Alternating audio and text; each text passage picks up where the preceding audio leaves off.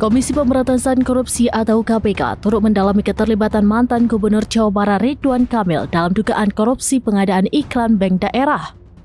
Ketua KPK Setio Budianto dalam keterangan pada Rabu 12 Maret mengatakan hal tersebut menjadi bagian dari penyidikan, termasuk terkait pemanggilan Ridwan Kamil untuk diperiksa sebagai saksi dalam kasus ini.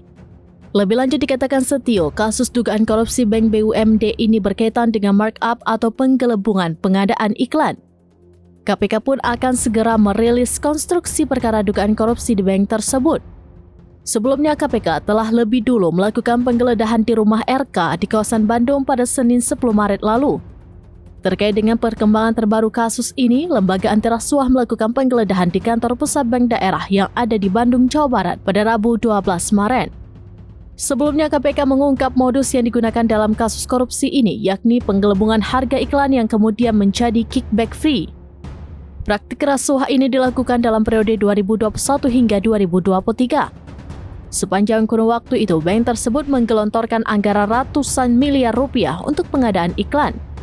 Namun pengadaan diduga tidak langsung pada media, melainkan melalui sejumlah agensi. Turut diduga dana yang dikeluarkan Bank BUMD Jabar pun lebih besar dari yang sebenarnya digelontorkan kepada media. Hal ini disinyalir karena ada permainan dari oknum dari pihak bank dengan agensi yang menjadi perantara atau broker. Selisih uang itu yang kemudian diduga diterima kembali oleh para oknum dari pihak bank alias kickback. Disebutkan negara mengalami kerugian yang cukup besar dalam kasus ini.